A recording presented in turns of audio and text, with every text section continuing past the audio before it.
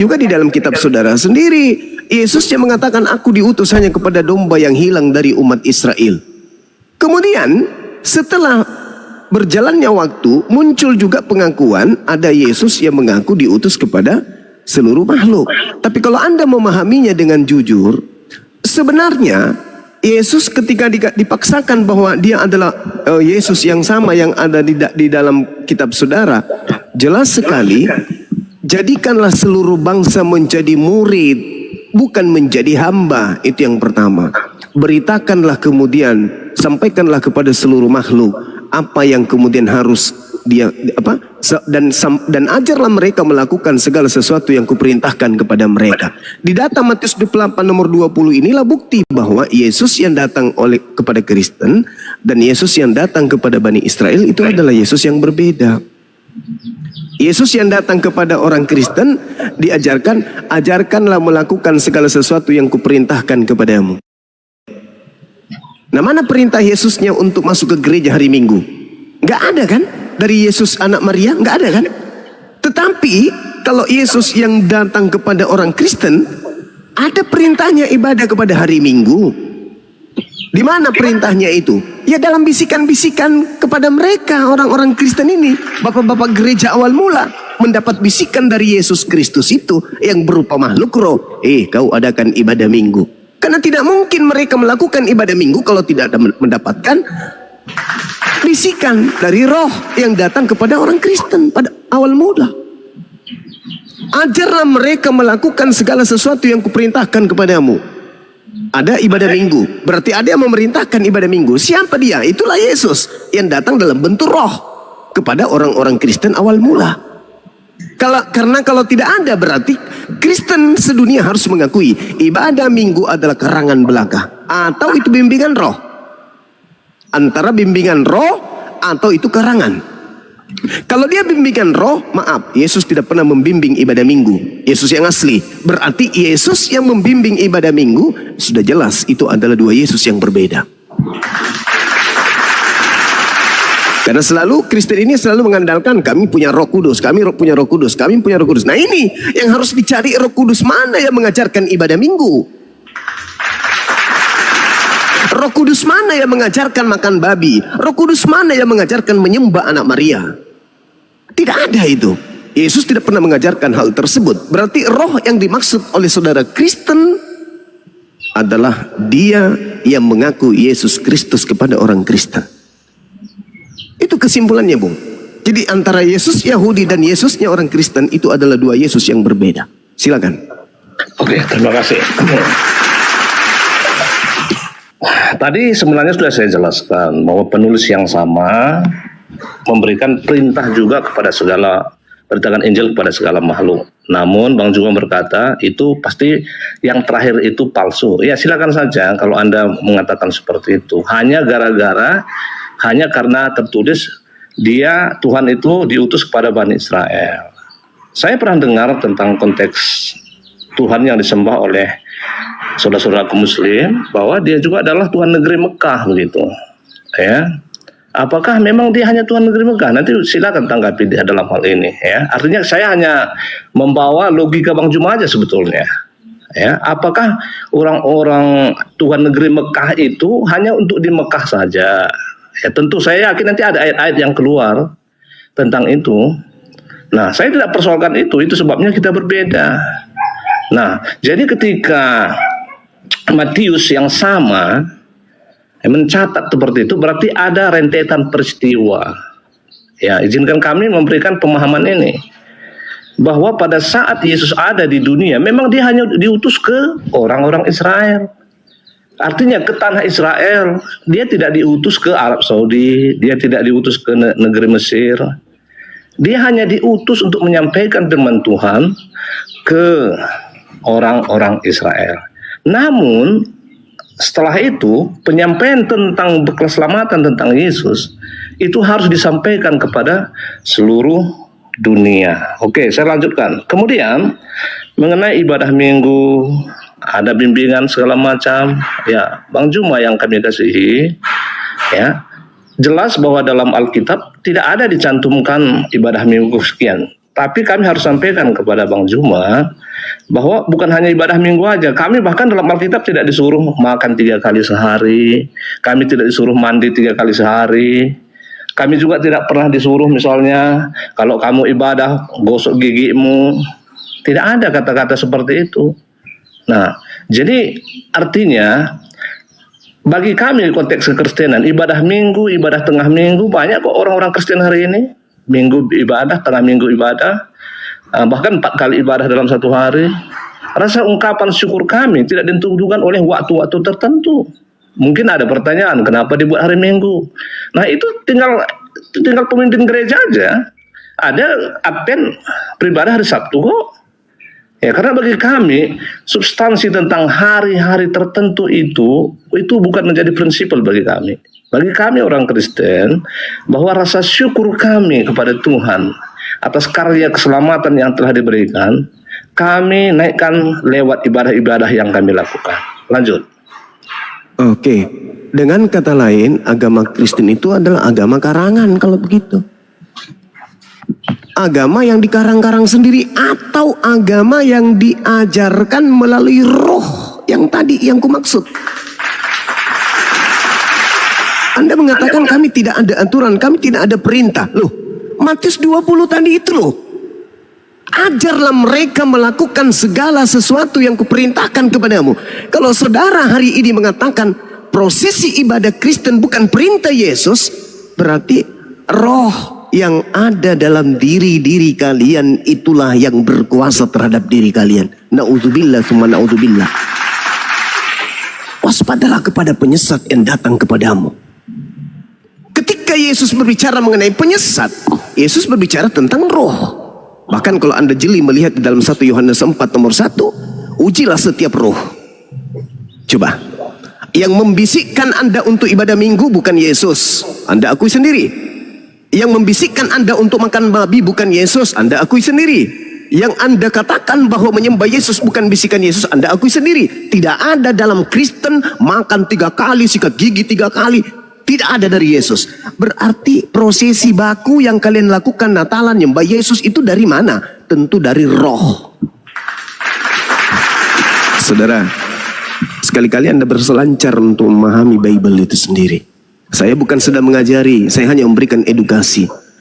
1 Yohanes 2 nomor 6, barang siapa mengatakan bahwa dia ada di dalam Yesus, maka dia wajib hidup sama seperti Yesus hidup.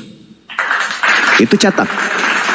Jadi kalau hari ini Anda menemukan diri Anda hanya hidup dalam karangan, stop. Tinggalkan kebodohan itu. Anda harus hidup sama seperti Yesus hidup. Wajib hukumnya. Karena itu dalil. 1 Yohanes 2 nomor 6, barang siapa yang mengaku dirinya ada dalam Yesus Kristus, maka dia wajib hidup sama seperti Yesus hidup. Itu dalil, Bung. Jadi kalau hari ini saya mengatakan Yesusnya Kristen dan Yesusnya Yahudi itu berbeda, memang berbeda. Yesusnya orang Yahudi mengajarkan wajib hidup sama seperti dirinya. Yohanes 12 nomor 14. Yohanes 14 nomor 12, sorry. Yohanes 14, Yesusnya memberikan kepada ultimatum kepada dunia. Yohanes 14 nomor 31. Dunia harus tahu bahwa aku Yesus senantiasa mengasihi Bapa dan aku senantiasa melakukan apa yang diperintahkan Bapa kepadaku. Bahkan Yesus menutup nih. Yohanes 10 nomor 27. Aku mengenal pengikutku. Pengikutku mengenal aku. Mereka mendengarkan suaraku dan mereka mengikuti aku. Jadi kalau Yesus mencerminkan sebagai seorang Yudaism yang taat, pengikutku harus sama seperti aku. Lah, saya tanya, siapa yang mengajarkan kalian ibadah minggu? Oh, memang nggak ada katanya. Berarti roh yang ada pada diri kalian itulah yang membimbing kalian menjauh dari ajaran Yesus yang asli. Oke saudara, sekali lagi saya katakan kepada saudara, saya tekankan menurut pendalaman materi yang ada dalam Bible itu sendiri, Yesus itu ada 2. Kata Yesus, apakah betul? Ya, apa kata Yesus? Matius 24 nomor 24. Sebab Yesus palsu, Mesias palsu, Kristus palsu akan datang dan akan melakukan banyak mujizat dan kekuatan-kekuatan yang dahsyat sehingga dia menyesatkan orang-orang pilihan juga. sekiranya mungkin dia juga menyesatkan orang-orang pilihan. Maksudnya murid-murid Yesus pun akan disesatkan. Apalagi orang-orang Kristen yang hidup di 2000 tahun setelah itu. Jadi sederhana. Di awal tadi saya mengatakan, Yesus berkata kepada muridnya, waspadalah kepada penyesat yang datang kepadamu dengan memakai nama Yesus dan berkata, akulah Yesus. Dia akan menyesatkan banyak orang. Hari ini Kristen mengikuti oknum yang mengaku Yesus. Coba Anda lihat di dalam Matius 28 nomor 18. Dia bangkit pada hari Minggu, lalu kemudian menampakkan diri kepada murid-murid Yesus yang asli. Di antara mereka ada yang ragu, ada yang tidak percaya. Lalu dia mengatakan apa? Kepadaku telah diberi kuasa langit dan bumi. Pergilah ke seluruh bangsa, jadikanlah seluruh bangsa menjadi pengikutku. Ajarlah mereka melakukan segala sesuatu yang kuperintahkan kepadamu. Mana perintahnya ibadah minggu? Nggak ada. Kenapa Kristen melakukan perintah ibadah minggu? Karena ada yang membisikkan mereka untuk ibadah di hari Minggu. Siapa itu? Yesus yang asli? Bukan. Yesus yang asli pun diakui. Tidak ada perintahnya. Berarti yang mengajarkan kalian untuk melakukan ibadah Minggu adalah makhluk roh yang bertengger di dalam diri kalian yang kalian sebut dengan Roh Kudus itu. Silakan. Oke, terima kasih. Maaf Bang Juma, sekali lagi saya bantah bahwa siapa yang menyuruh ibadah Minggu bisikan roh, itu pendapat Bang Juma, silakan.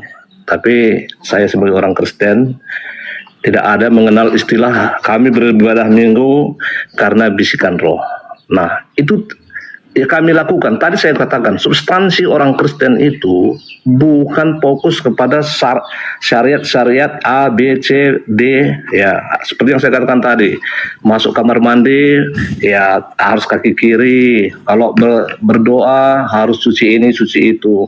Orang Kristen itu, inti dari perintah Yesus itu adalah mewartakan bahwa Yesus adalah juru selamat, bahwa Yesus itu adalah karunia Tuhan, bahwa dunia ini butuh Yesus. Nah, inti kekristenan itu gak ribet. Kekristenan itu sederhana sekali. Bahwa Yesus yang kami terima itu wajib kami beritakan, termasuk dalam room ini. Kalau Anda tidak mau sependapat, nggak masalah. Itu membuat kita ada diskusi pada hari ini. Nah, tetapi sederhananya seperti itu, Bang Juma, ya, bahwa saya tidak berkata ini bisikan roh, tidak. Orang-orang Kristen yang sepengetahuan saya, kenapa beribadah Minggu itu semua bukan soal bisikan roh, tapi soal tafsiran saja. Karena para rasul-rasul memecah-mecah roti pada hari Minggu, hari pertama Minggu itu, ya. Jadi hari ketujuh itu adalah hari Sabat atau Sabtu. Hari pertama itu adalah memecah-mecah roti. Sehingga bapak-bapak gereja mengambil keputusan Yesus bangkit pada hari Minggu, maka dialah kebangkitan. Dialah kebangkitan dan hidup. Ya, kita rayakan kebangkitan itu. Sebab Yesus kalau tidak dibangkitkan, kepercayaan kami sia-sia. Kalau dia hanya di kuburan saja sampai hari ini, nggak ada artinya kekristenan. Justru karena Yesus itu bangkit, maka seluruh manusia juga akan dibangkitkan. Karena Yesus itu memberikan jalan. Dia datang dari surga. Dia berjanji memberikan tempat bagi kami. Bahkan suatu hari akan datang, ya, dan menyediakan tempat bagi kami. Syaratnya sederhana, percayakah engkau akan itu, kata Yesus. Bagi kami orang Kristen, kami mempercayainya, Bang Juma. Ya, artinya bisikan roh itu segala macam. Maaf, seribu maaf, itu asumsi Bang Juma belaka. Atau mungkin ada pendapat Kristen yang lain. Tapi itu sebagai rasa syukur kami. Kami tidak terfokus kepada hari Minggu, hari Sabtu, hari Senin, hari apa saja. Kami bisa menaikkan rasa syukur kami terkait kepada perintah Yesus. Bagi kami, perintah Yesus itu yang jelas itu kami ikuti. Saling mengasihi. Ya, artinya bahkan kepada musuh saja pun kami harus berdoa untuk mereka. Bahkan Yesus ini perintah jelas. Yesus berkata, jangan kamu mengkafirkan siapapun di antara kamu. Lihat orang Kristen apakah pernah mengkafirkan satu orang saja pun. Yesus berkata, jikalau kamu dianiaya, ini perintah. Ya, jangan balas kejahatan dengan kejahatan. Lihatlah orang-orang Kristen, kalau memang dasarnya adalah Alkitab, semakin dia dianiaya, semakin dia memberkati. Kalau memang dasarnya adalah kitab, jangan kita bicara oknum. Jadi kekristenan itu sederhana dan sangat indah, tidak ribet-ribet. Nah, begitu kira-kira Bang Sungai, silakan. Oke. Sekali lagi saya katakan kepada saudara, ketika Anda beragama tanpa pola, hanya angan-angan, hanya hurafat, hanya prosesi-prosesi tafsir-tafsir, ingat saudara, tidak ada seorang melakukan sebuah tindakan tanpa bisikan, orang gila sekalipun. Orang gila sekalipun. Saya ingin mengingatkan saudara, coba Anda lihat di dalam Yohanes 13 nomor 2. Bagaimana cara iblis bekerja? Membisikkan. Iblis itu tidak nampak. Iblis itu hanya membisikkan. Ibadah minggu ini bisikan siapa? Yesus? Mustahil. Yesus tidak pernah membisikkan untuk ibadah minggu. Jangankan membisikkan, mengajarkan dengan langsung aja enggak. Sedangkan dalam kaidah pengajaran Yesusnya, Keluaran 31 misalnya, jelas sekali di situ ada perintah membunuh orang yang tidak mengkuduskan hari Sabat. Itu kalau Anda pengikut Yesus. Nah, sekarang permasalahannya di Matius 28 inilah pangkal awal ketika saya berbicara Kristusnya Kristen dan Kristusnya Yahudi itu berbeda. Kristusnya orang Yahudi berpola kepada aturan Tuhan. Apa yang harus mereka lakukan harus berpola kepada aturan Tuhan. Bukan bisikan-bisikan, bukan tafsiran-tafsiran. Yesus melakukan satu prosesi ibadah dan mengajarkan kurikulum ajarannya kepada muridnya berdasarkan aturan Tuhan. Aku tidak berkata-kata dari diriku sendiri. Aku tidak melakukan pekerjaan dari diriku sendiri. Seluruhnya dia sandarkan kepada Tuhan. Makanya dikatakan dalam Yohanes 8 nomor 29, Bapa tidak membiarkan aku seorang diri disebabkan aku senantiasa melakukan pekerjaan yang berkenan di dalam hatinya. Yohanes 4 nomor 34, makananku adalah melakukan apa yang diperintahkan Bapa untuk aku lakukan. Jadi Yesus itu berpola dalam beragama. Sedangkan saudara tafsir. Berarti ada yang membisik sehingga orang itu mentafsirkan. Cara kerja iblis dalam Bible sama seperti dalam Al-Quran. Membisikkan. Yohanes 13 nomor 2. Minal jinnati wan nas. Jadi pembisik-pembisik itu dari jin dan manusia. Dari golongan iblis dan dari golongan manusia. Nah saudara, ketika Anda melihat kekristenan saudara, Yesus mengatakan di dalam Yohanes 16 nomor 12, masih banyak hal yang ingin aku ajarkan kepadamu, tapi kamu belum sanggup untuk menanggungnya. Tetapi ketika ia datang, yaitu roh kebenaran, dialah yang akan membimbing kamu ke dalam setiap kebenaran. Nah sekarang kebenaran apa yang ditorehkan dengan ibadah minggu itu? Yesusnya mengajarkan di dalam Matius 5 nomor 19, barang siapa yang meniadakan ibadah Sabat lalu mengajarkan kepada orang lain, maka dia akan menempati tempat terhina dalam kerajaan langit. Sebelum langit dan bumi lenyap, kata Yesus, maka Sabat tidak bisa dihilangkan sedikit pun. Lukas 16 nomor 17. Jadi bagaimana mungkin kemudian bisa berubah menjadi hari Minggu kalau tidak ada yang membisikkan? Maka pembisik ini adalah sibilisis ini. Yesusnya mengajarkan kepada Bani Israel agar mereka melakukan apa yang Yesus lakukan. Jika engkau mengasihi aku, kata Yesus, Yohanes 14 nomor 12, maka engkau akan melakukan pekerjaan-pekerjaan yang aku lakukan. Adakah Yesus ibadah minggu? Enggak ada. Jangan lakukan. Itu kata Yesus. Tetapi sang pembisik datang dan ajarlah mereka melakukan segala sesuatu yang kuperintahkan kepadamu. Berarti ada yang memerintahkan orang Kristen ibadah minggu. Bukan gak ada, ada. Seperti Yudas ketika dirasuki kemudian dalam Yohanes 13, ada yang merasukinya, membisikkannya. Sehingga dia punya rencana untuk berkhianat kepada Yesus. Begitu juga makan babi, begitu juga semuanya yang tidak pernah Yesus praktekkan. Semua itu diajarkan oleh roh pembisik-pembisik tersebut. Ini pola saudara, pola di mana Yesus mengajarkan agamanya, di mana makhluk yang datang kepada kalian yang mengaku Yesus Kristus itu juga mengajarkan agamanya. Jadi sekarang ini ketika Anda bernarasi seakan-akan Yesus mengajarkan kasih, ya itu Yesus anak Maria. Itu Yesus anak Maria. Tetapi Yesus yang datang kepada Paulus itu membatalkan itu. Coba Anda lihat dalam Efesus 2 nomor 15. Dengan matinya Yesus, dia telah membatalkan hukum Taurat beserta segala ketetapan, ketentuan, hukum-hukum yang ada di dalamnya. Satu, hukum utama dan hukum kedua adalah kasih. Hukum utama kasih kepada Allah, hukum kedua adalah kasih kepada manusia. Dan kedua hukum inilah kemudian, dan kepada Taurat inilah kemudian, hukum kedua-duanya itu termaktum. Sedangkan hukum Taurat yang di dalamnya ada hukum utama dan hukum kedua, kata Paulus, sudah dibatalkan. Apakah orang Kristen berani berbicara mengenai kasih ketika mereka menjajah Indonesia? Orang-orang yang notabene-nya Belanda yang datang ke Indonesia yang adalah Kristen, berani enggak orang Kristen kami adalah agama kasih, berani enggak? Enggak. Kalian mengatakan Kristen agama kasih setelah Indonesia merdeka dari penjajahan yang orang-orang yang beragama Kristen. Jadi enggak ada itu, saudara, enggak ada. Sekali lagi saya kembalikan kepada tema, Mesias atau Kristus atau Yesus yang kalian ikuti adalah berbeda dengan Yesus atau Mesias atau Kristus yang datang untuk Bani Israel itu. Silakan. Ya, terima kasih. Hanya karena ada tertulis bahwa iblis membisikkan sesuatu pada Yudas Iskariot, maka Bang Juma mengatakan bahwa perintah minggu, perintah ini adalah suatu bisikan, ya. Bahkan kalau boleh saya tanggapi, ya Bang Juma sebenarnya berkata itu bisikan iblis. Ya, tapi nggak apa-apa, nggak apa-apa. Silakan aja Anda berpendapat seperti itu. Tuhan Maha Adil, Tuhan Maha Kasih. Kami sebagai orang Kristen tidak perlu reaktif, ya.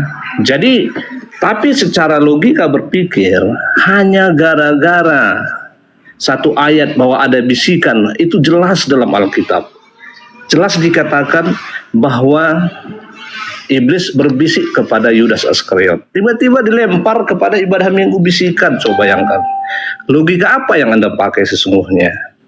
Ya, kalau bukan logika pemaksaan doktrin yang Anda miliki.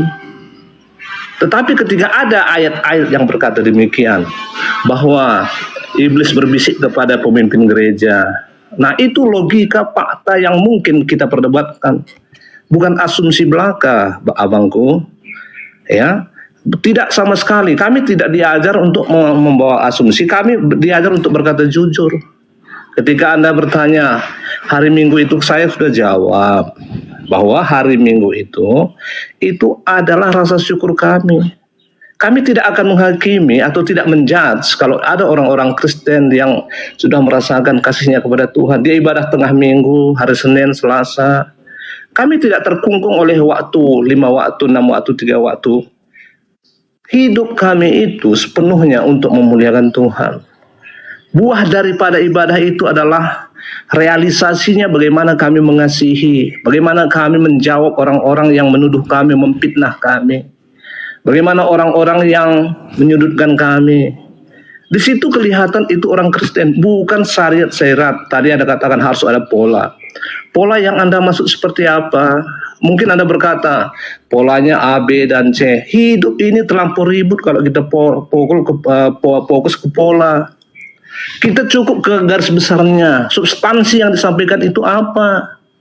Sehingga bagi orang Kristen, walaupun misalnya dia tidak dikhususkan misalnya harus berwudu pada hari Minggu, kami tahu bahwa untuk beribadah itu harus memberikan yang terbaik kepada Tuhan, mulai dari pakaian kami, mulai dari penampilan kami. Kalau memang benar-benar orang Kristen, kami tidak perlu ada bisikan-bisikan seperti itu, abangku. Nggak ada bisikan-bisikan seperti itu. Nah, kemudian Bang Juma tadi mengarahkan kepada Belanda yang menjajah Indonesia.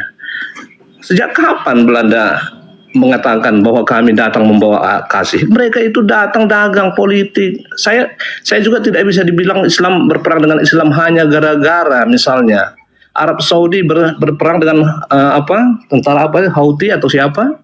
Ya, Afghanistan dengan ini saya tidak katakan.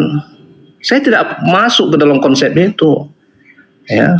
Kita mari fair-fair saja.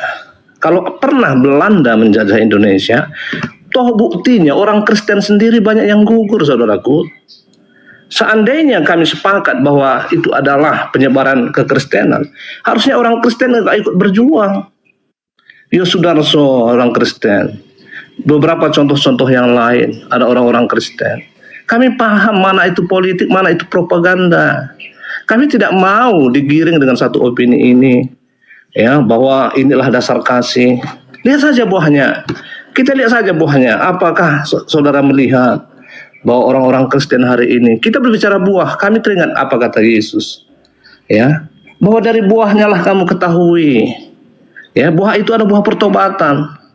Kami tidak peduli, bahkan banyak pendeta juga yang bejat, sama seperti banyak maaf kata kiai atau santri-santri di pesantren sana, tapi kami tidak katakan itu Islam, itu adalah oknum.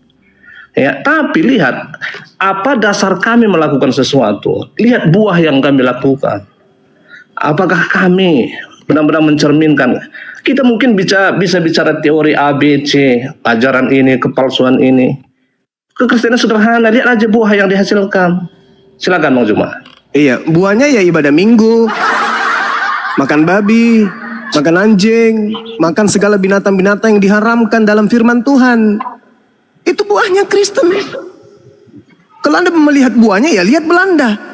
Menjajah, merampas, memperbudak. Ya itu buah. Ya, yang Anda maksud buah itu apa? Karena di Indonesia sudah merdeka.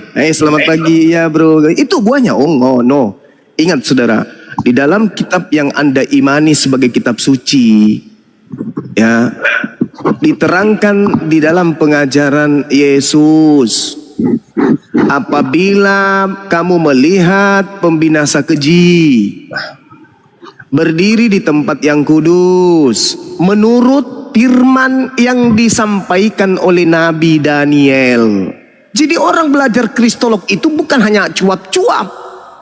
Kita harus mengkaji Kristen secara mendalam, memahami Bible secara mendalam, antara unsur lain dengan unsur yang satu harus kita kaitkan. Bukan cuma menolak, bukan hanya kemudian berasumsi, hanya pamer, kasih, tapi hoax. Yesus yang berkata kepada muridnya, jadi apabila kamu melihat pembinasa keji berdiri di tempat suci menurut firman yang disampaikan oleh Nabi Daniel. Apa kata Nabi Daniel tentang pembinasa keji ini? Silakan Anda baca Daniel 7 nomor 25. Dia pembinasa keji akan mengucapkan perkataan yang menentang yang maha tinggi. Itu dulu. Jadi kalau ada agama yang bertentangan dengan perkataan-perkataan yang maha tinggi, itu adalah ajaran sang pembinasa keji. Bukan karena dia dipoles oleh kasih, lantas kemudian pembinasaan yang dilakukan secara terstruktur itu hilang. Enggak. Dia akan mengajarkan kemudian orang melawan, menentang perkataan-perkataan sang yang maha tinggi, dan menganiaya orang-orang kudus milik yang maha tinggi, dan berusaha mengubah waktu, mengubah hukum, memutarbalikkan kemudian apa yang maha tinggi ucapkan, firmankan. Makanya saya mengatakan kepada saudara, Yesus yang datang kepada Bani Israel mengukuhkan apa yang diperintahkan oleh Tuhan kepada Bani Israel untuk dijalankan. Matius 23 nomor 1. Jangan kau mengikuti orang-orang Farisi, orang-orang Yahudi. Mereka telah menduduki kursi Musa, tetapi mereka tidak mempraktekkan apa yang diperintahkan Tuhan kepada mereka. Jangan kamu ikuti. Berarti harus dipraktekkan. Nah, sekarang kalau dikatakan oleh Yesus, sang pembinasa keji ini memutarbalikkan kemudian firman Tuhan seperti yang dinubuatkan oleh Nabi Daniel. Coba Anda lihat bagaimana saudara Paulus ini mengajak kalian untuk meninggalkan apa yang maha tinggi firmankan. Karena itu janganlah kamu biarkan orang menghukum kamu mengenai makanan, minuman, atau mengenai hari raya dan seterusnya. Jadi Paulus mengajarkan untuk meninggalkan segala sesuatu yang menjadi ketetapan yang maha tinggi. Sang pembinasa keji duduk di tempat yang suci. Dari mana ilmunya? Dari bisikan roh yang tadi, kawan. Sedangkan Tuhan mengatakan di dalam kitabnya orang Yahudi, Amsal 3 nomor 5, percayalah kepada Tuhan dengan segenap hatimu. Jangan bersandar kepada pengertianmu sendiri. Ibadah minggu ini firman Tuhan enggak? Bukan, itu pengertian sendiri. Kalau firman Tuhannya hari apa? Hari Sabtu. Siapa yang mengantarkan kalian ibadah minggu? Sampai kompak seperti itu. Ya bisikan makhluk roh yang menghantarkan kalian sepakat untuk ibadah minggu. Sementara Tuhannya memerintahkan hari Sabtu. Coba, nggak usah terlalu jauh. Nggak usah bertele-tele kita untuk berdiskusi terlalu jauh hal ini. Saya ingin tanya, saudara nih. Kalau kami umat Nabi Muhammad, datangnya Nabi Muhammad, fattabi'uni, kami mengikuti instruksi beliau. Apa yang diperintahkan oleh beliau, apa yang ditetapkan oleh beliau, apa yang menjadi keputusan beliau. Sebisa mungkin kami mengikuti beliau. Dalil di dalam kitab saudara, kalau Anda murni pengikut Yesus, 1 Yohanes 2 nomor 6, barang siapa yang mengaku dia berada dalam diri Yesus, dia berada dalam imannya kepada Yesus, maka dia wajib hidup sama seperti Yesus hidup. Sekarang saya ingin tanya, saudara El Tarigan, Yesus hidup ala Yahudi atau Yesus hidup ala Kristen? Jawab. Oke, nanti saya tahu itu juga. Tapi saya izinkan saya menanggapi narasi Zuma yang sebelumnya, oke? Oke, saya tanggapi dulu. Bang Juma mengutip ayat firman Tuhan Daniel 7:25 lalu menafsirkannya kepada Paulus. Ya, saya hargai itu. Ia akan mengucapkan perkataan yang menentang Yang Maha Tinggi dan akan menganiaya orang-orang kudus milik Yang Maha Tinggi. Ia berusaha untuk mengubah waktu dan hukum, dan mereka akan diserahkan ke dalam tangannya selama 1 masa, 2 masa, dan setengah masa.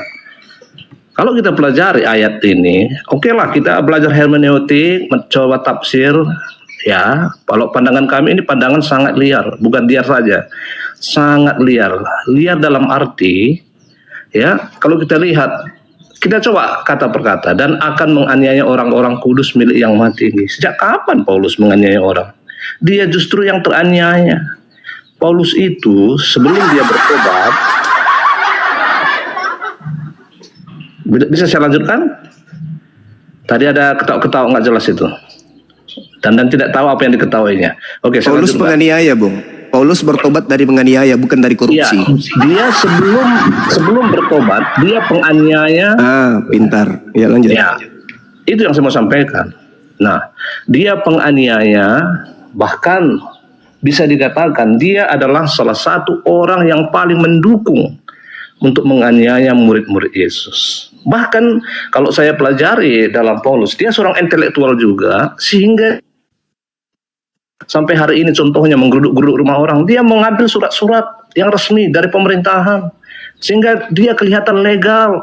Dia seorang yang sangat pintar secara akademis. Nah, tapi apa yang terjadi setelah perjumpaannya dengan Yesus yang Anda katakan palsu itu? Kami itu yang saya katakan tadi, buahnya. Kalau dulu dia sebelum rasul, dia pembunuh, tapi setelah dia jadi rasul, dia tidak pernah membunuh satu orang pun. Dulu sebelum menjadi rasul, ya, banyak hal-hal yang seperti dikatakan bahwa kalau dari segi hal-hal lahiriah aku orangnya, tapi setelah aku mengenal Kristus semua itu sampah bagiku. Nah, artinya dalam kehidupan Paulus, bahkan dalam pelayanannya, dia tidak pernah merampas. Dalam arti kata, dia tidak pernah berperang. Bahkan dia mencukupi segala kehidupannya. Bagi kami, ini yang disebut buah gitu. Daripada sekedar kita beda tafsir, beda pernyataan, beda kata.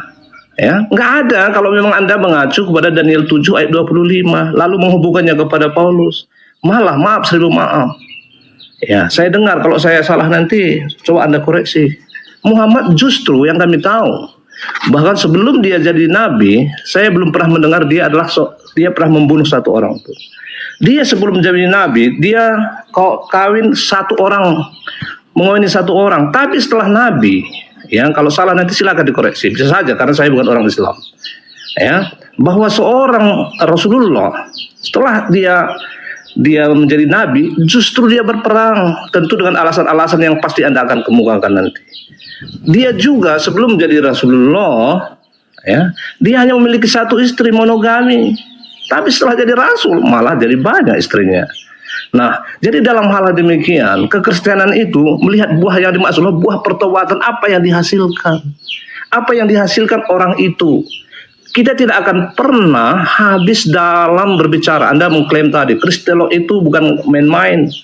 Jelas, orang Kristen itu justru sekolahnya itu nggak bisa main-main. Kami tidak bisa, pendeta-pendeta kami tidak bisa hanya mengklaim hanya karena 1-2 ayat bisa jadi pendeta. Itu prosesnya begitu panjang, katekisisnya berapa panjang, pengujiannya berapa panjang. Berarti itu tidak main-main. Nah, kalau hari ini ada perbedaan yang Anda klaim bukan main-main, tentu saja kami lebih percaya kepada Kristolog yang kami imani. Nah, begitulah kira-kira Bang Jumat, silakan. Jawaban Anda tentang 1 Yohanes 2 nomor 6 itu, jangan hindari. Apakah Yesus itu hidup ala Yudaism atau dia hidup ala Kristen? Yesus, silakan ulangi tadi. Maaf, saya tadi janji memang, tapi saya lupa tadi. Pertanyaan silakan lagi. Apakah Yesus itu hidup sebagai mempraktekkan hidupnya sebagai orang Yudaism atau sebagai orang Kristiani?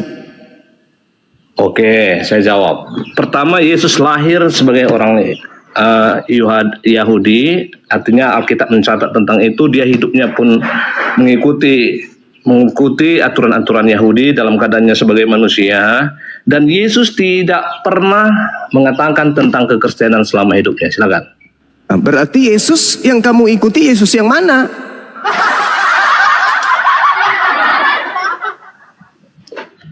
Ya. Yesus yang ada dalam Alkitab, Bung. Enggak, Yesus kan Anda sudah menjawab simpulnya kan? Yesus itu mempraktikkan hidup sebagai orang Yahudi. Anda hidup sebagai orang Kristen. Yang Anda ikuti siapa hidup sebagai orang Kristen? Sedangkan Yesus yang asli hidup sebagai orang Yahudi. Anda hidup sebagai orang Kristen. Yang Anda ikuti siapa? Oke, silakan. Yang kami ikuti bukan kehidupan lahiriah Yesus, tapi perintah-perintah Yesus. Lanjut. 1 Yohanes 2 nomor 6, dia wajib hidup sama seperti Yesus hidup. Yesus hidup sebagai orang Yahudi. Lah terus kenapa Anda tidak hidup sebagai orang Yahudi? Oke. Boleh saya jawab ya? Jadi kalau Anda mengacu pada ayat itu tanpa memahami konteks luasnya, maka kami bahkan harus jadi orang Yahudi dong. Lah, memang dalilnya begitu, wajib. Coba Anda baca 1 Yohanes 2 nomor 6. Barang siapa yang mengatakan bahwa ia ada di dalam Yesus, dia wajib hidup sama seperti Yesus hidup. Silakan Anda pahami konteksnya berbicara tentang itu. Ya, Yesus hidup sebagai apa dia? Kristen atau sebagai Yahudi? Itu kan kesimpulan Anda langsung tanpa mempelajari konteksnya. Ini dalil. Yesus hidup secara global, hidupnya dari tidur sampai tidur kembali, hidup sebagai Kristen atau hidup sebagai Yahudi. Itu kesimpulannya. Oke, silakan. Kalau itu pendapat Anda silakan aja. Tapi yang kami pahami bahwa barang siapa mengatakan bahwa ya ada dalam dia, ia wajib hidup sama seperti Kristus telah hidup, itu soal pengampunannya, soal kasihnya. Kok Anda tafsir kemana-mana? Yesus hidup sebagai Yahudi atau hidup sebagai Kristen? Itu dulu. Jangan kemana-mana dulu. Anda juga tafsir juga kan? Saya tidak mentafsirkan. Silakan jujur. Yesus hidup ini sebagai Yahudi kah? Atau Yesus itu hidup sebagai Kristen kah? Oke, itu di bagian yang lain. Tapi Anda memaksakan di 1 Yohanes 2 ayat 6 ini kepada pemahaman Anda ini yang keliru, Bung. Bukan. Saya sedang bertanya kepada saudara. Saya minta Anda jujur. Yesus itu hidup mulai dari bangun tidur sampai tidur kembali, hidup sebagai Yahudi atau hidup sebagai Kristen? Oke, saya terangkan lagi pelan-pelan. Ya. Pertanyaan Anda menggiring bahwa kehidupan Yesus secara Yahudi, maka Anda ambil ayat 1 Yohanes 2 ayat 6, maka 1 Yohanes 2 ayat 6 itu harus mengacu kepada kehidupan Yesus secara lahiriah. Itulah yang saya tangkap. Nah, itu yang saya tangkap. Itu dalil. Nah, disinilah perbedaan kita. Loh, berarti Anda bukan pengikut Yesus. Kan harus hidup sama seperti Yesus hidup, wajib. Nah sekarang kalau Anda hidup dengan pola kekristenan, berarti Anda tidak sedang mengikuti Yesus yang asli. Anda sedang mengikuti Yesus pembisik. Kan tadi udah aku bilang kan? Barang siapa yang mengatakan bahwa ia ada dalam diri Yesus, maka dia wajib hidup sama seperti Yesus hidup. Yesus kalau dia bangun tidur, yang dia lakukan pertama apa? Kristen kalau dia bangun tidur, yang dilakukan Kristen apa? Makanannya Yesus, cara hidupnya Yesus, cara beribadahnya Yesus, cara berhubungan dengan Tuhannya Yesus. Dengan Kristen hari ini, tempat ibadahnya Yesus. Dengan Kristen hari ini, kitab yang dibaca Yesus. Dengan Kristen hari ini. Inilah yang saya terangkan, bahwa Kristen ini bukan pengikut Yesus asli. Kalau Kristen ini pengikut Yesus asli, maka Kristen akan tampil sebagai seorang Yahudi yang menjaga Torah. Silakan. Oke. Nah, kita kembali, saya hanya sampaikan kembali, inilah letak perbedaan kita. Bahkan dalam konteks ini, kita memiliki perbedaan yang sangat tajam ya. Kalau saya ikuti logika Anda. Ya, walaupun logika saya Anda mungkin tidak pernah pahami sebetulnya. Topik saya paham, Bung, saya paham. Saya ikuti, saya belajar mengikuti logika Anda. Kalau kita hidup sama seperti Yesus hidup, seperti dia orang Yahudi, pertama kita ini bukan orang Yahudi. Nah, satu, itu. belum. Silakan, tunggu dulu. Ya, silakan. Oke. Pertama, kita bukan orang Yahudi. Mantap. Udah ya. Kedua, ya, kehidupan Yesus dalam dunia itu, kami tidak tahu dia jam makan jam berapa, dia minum jam berapa. Ya, kami tidak tahu dia apakah berambut panjang atau tidak seperti yang ada di film-film itu. Apakah dia waktu itu sudah ada sikat gigi, apa kendaraannya? Kami bukan seperti itu, Bang Jumaku. Bukan. Kalau seperti itu sangat dangkal. Kami hanya lihat wajib sama seperti Yesus itu hidup itu. Konteks yang kami dapat jauh lebih mulia dari sekedar lahiriah seperti bahwa Yesus berarti Anda melampaui Yesus. Nah, Yesus kami mengajarkan mengasihi, bahkan musuh pun kami kasihi. Ini kewajiban, buktinya Yesus pada waktu disalib. Dia berkata, ampunilah mereka Bapa, karena mereka tidak tahu apa yang mereka perbuat. Nah, jadi Yesus juga mengajarkan inti daripada kehidupan itu adalah kasih. Dia membuat satu perumpamaan. Siapa yang ketika ada orang bertanya, siapa sesungguhnya sesama manusia itu, Yesus katakan bahwa dalam perjalanan ada seorang yang jatuh, tiba-tiba lewat orang Lewi, lewat orang dari suku-suku yang lain, tapi lewat Samaria, orang yang dianggap kelas bawah dalam konteks Israel, tapi dia justru yang mempraktekkan kasih.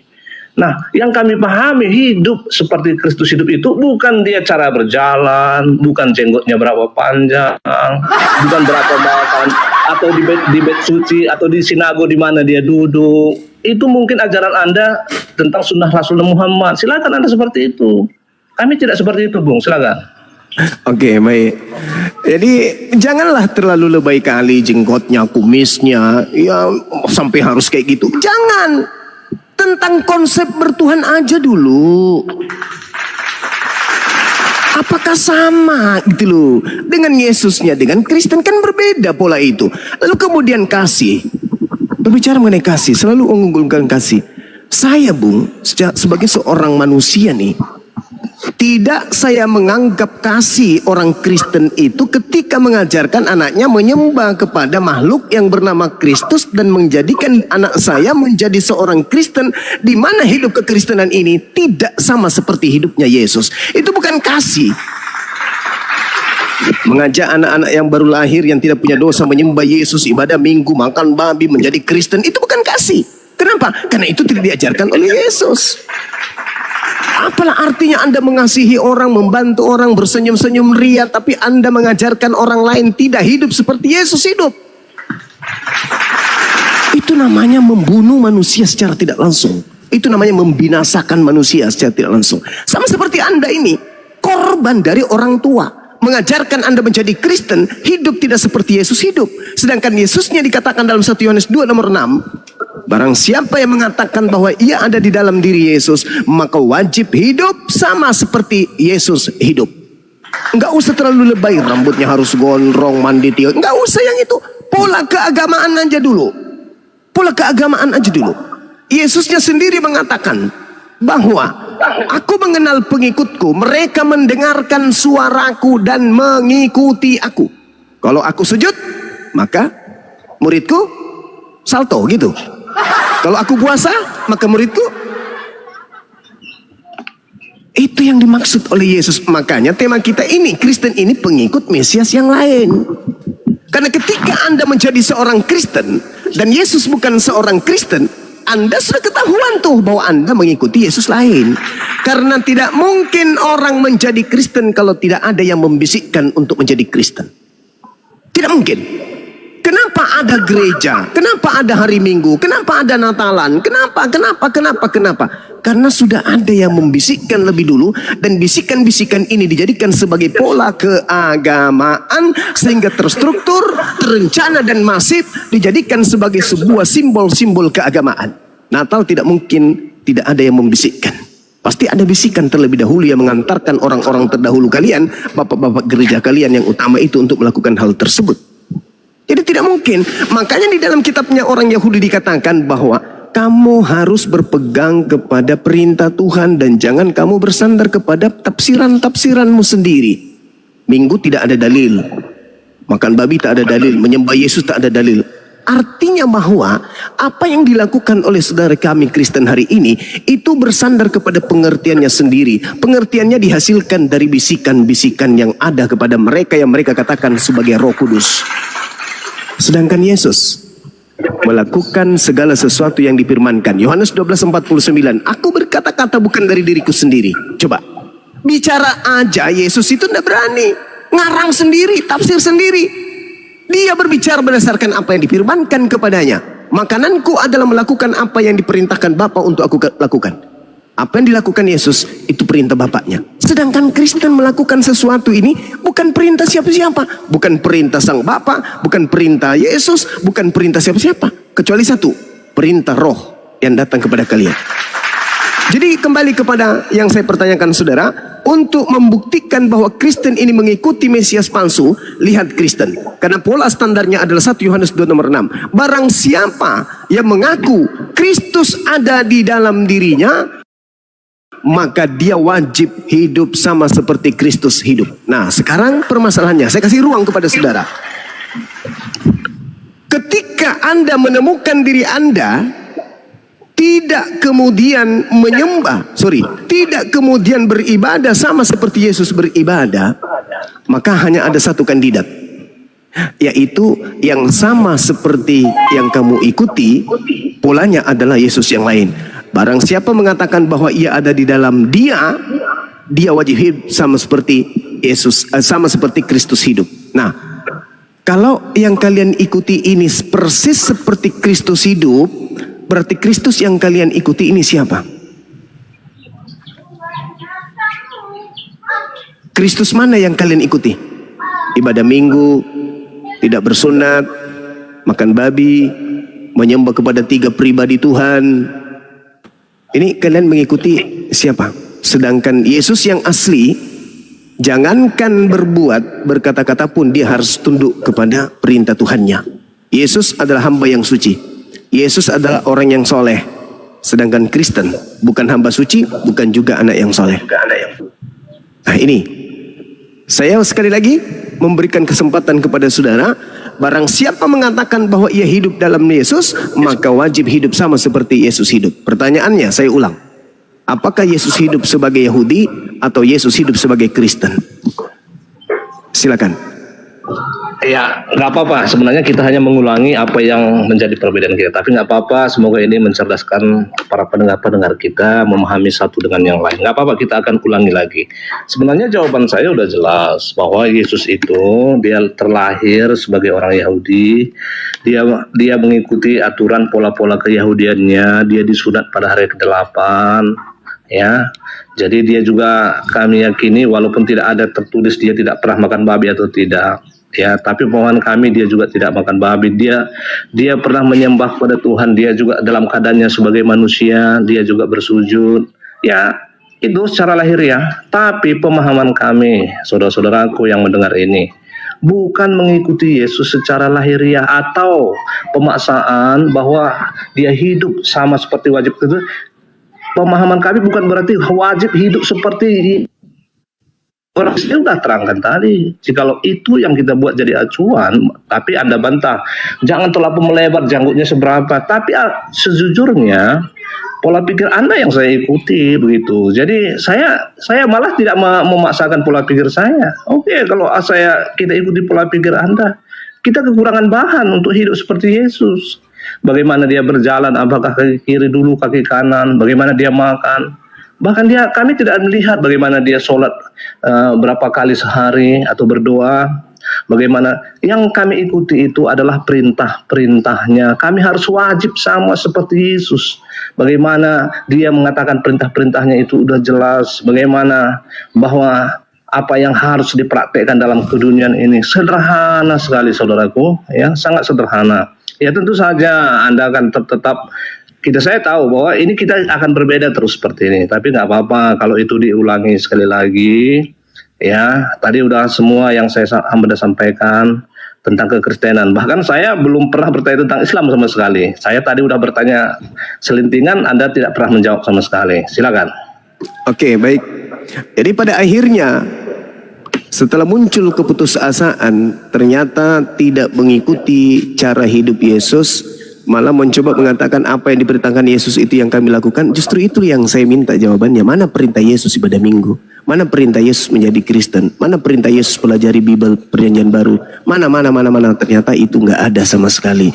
Artinya bahwa Yesus ketika sebagai Yahudi, Yesus melakukan segala unsur kehidupannya sebagai manusia, tunduk berserah diri kepada apa yang diperintahkan oleh Sang Tuhan. Yesus sendiri berbicara berdasarkan kehendak Tuhan. Yesus berbuat berdasarkan kehendak Tuhan. Apa yang Yesus lakukan selalu sesuai dengan kehendak Bapa. Kristen, jangankan kehendak Bapa, kehendak Yesus aja kagak. Maka Yesus menerangkan di dalam Matius 7 nomor 22-23, besok hari orang Kristen yang tidak melakukan kehendak Yesus ataupun kehendak Bapa ini, ketika bertemu dengan Yesus, apa kata Yesus? Enyahlah daripadaku wahai Kristen, aku tidak mengenal kalian, kalian semua adalah pembuat kejahatan. Itu finalnya. Kata Yesus, waspadalah kepada nabi-nabi palsu yang datang kepadamu dengan memakai nama yang menyamar seperti domba, padahal mereka adalah serigala yang buas. Dari buahnya kau dapat mengenal mereka. Apa buahnya? Tidak melakukan kehendak Bapa. Bagaimana mungkin Kristen bisa dikatakan melakukan kehendak Bapa, sedangkan melakukan kehendak Yesus aja kagak? Maka ketika hari terakhir nanti banyak orang berseru kepadaku, Tuhan, Tuhan, bukankah kami bernubuat, mengusir setan, bermujizat pakai namamu? Siapa itu? Kristen, tak mungkin umat lain. Pada saat itulah aku Yesus akan berterus terang kepada mereka, enyahlah daripadaku, aku tidak mengenal kalian, kalian semua adalah pembuat kejahatan. Saya kira selesai, Bung. Tidak ada lagi yang perlu dibahas. Mengenai kekristenan ini kita sudah final. Kristen mengikuti Kristus lain, sehingga ketika mereka bertemu dengan Kristus yang asli, mereka tidak dikenal, mereka diusir dan dianggap sebagai pembuat kejahatan alias penghuni neraka. Saya kira demikian. Waktu saya singkat, mohon maaf Bunda Mila, Bunda Rahma, Handi Selebes, Bang Handi. Jadwal kita sudah dekat pukul 1 waktu di sini. Kita mau ada pertemuan di daerah mana, Bang Handi? Bang Handi. Bang Handi jauh dari. Iya. Kita ada kegiatan, Bung, Saudara El Tarigan. Kalau nanti ya, Anda ingin bertanya tentang Islam, Anda puas-puaskan Anda bertanya Islam. Tapi mungkin sebentar malam, insya Allah nanti kalau saya buka komal atau saya ada di komal-komal lain. Hari ini jam 1 saya harus ada kegiatan. Teman-teman saya di Cibubur sudah menunggu. Bang Handi monitor, Bang Handi. Bang Hadi di mana Ki? Di jalan Ki Bang. Yeah. Keren ya, mau ketemuan ya, bikin jealous aja nih Bang Zuma. Kak, saya terima undangan, Bunda. Saya cuma ikuti arahan dari. Saya dengar itu, keren. Iya. Keren banget itu. Saya nggak mungkin ngecewain teman-teman semuanya. Jadinya saya harus hadir di sana. Nah, terkait ini sama Ustadz Zakir Naik ya. Zakir Naiknya mungkin hari Kamis, Bun. Oh, hari Kamis. Alhamdulillah ya Allah. Saya dari panitia dapatkan undangan VIP dari beliau untuk makan bersama dengan Dr. Zakir Naik. Dan itu undangannya hanya untuk 5 orang doang. Keren. Ya, alhamdulillah. Pokoknya support dari jauh. Makasih Bunda. Ya, sama-sama. Bang Handi monitor. Tidak aktif HP-nya Gurunda. Tunggu dulu Bang. Nanti Iya. Pak telepon lagi di dipanggil Kak Banjung. Coba ini Beki dulu Pak, mengikut kita ya. Oh, lagi bertelepon. Kita tunggu beliau.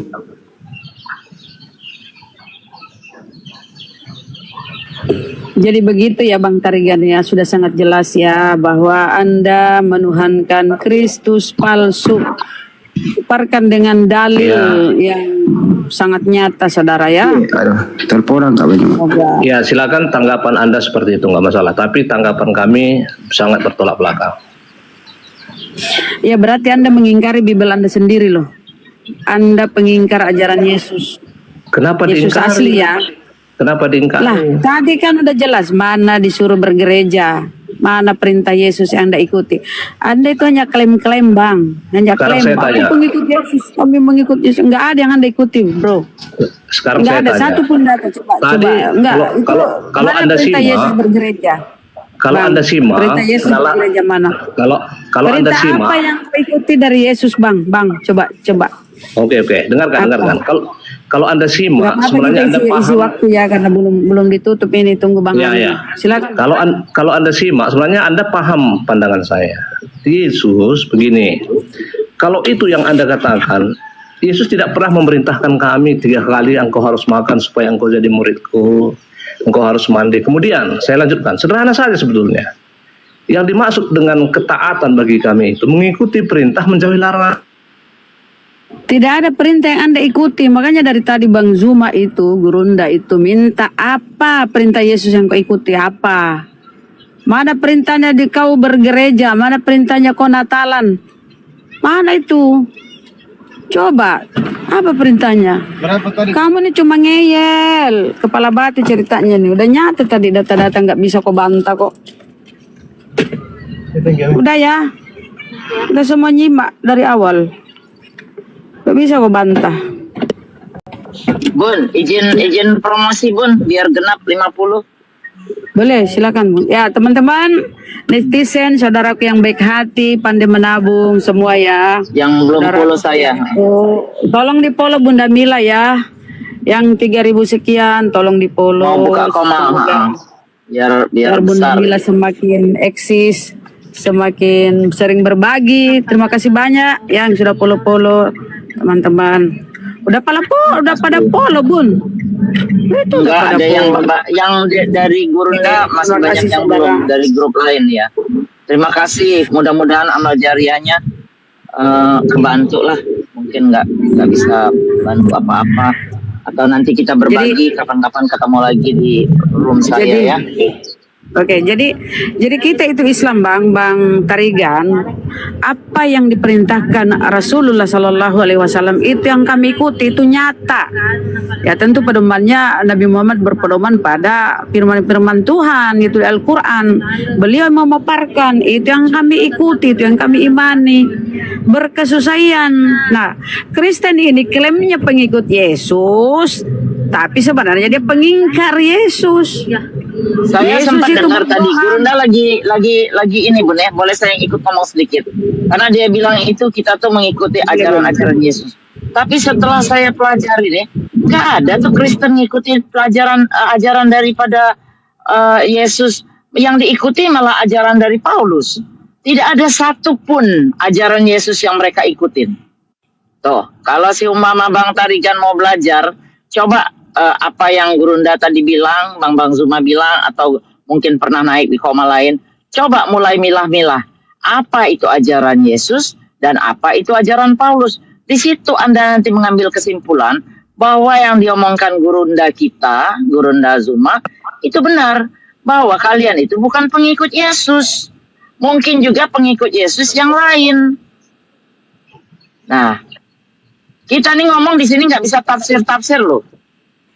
Ini berdasarkan dalil data yang ada di Bible Anda. Itu yang kita sampaikan.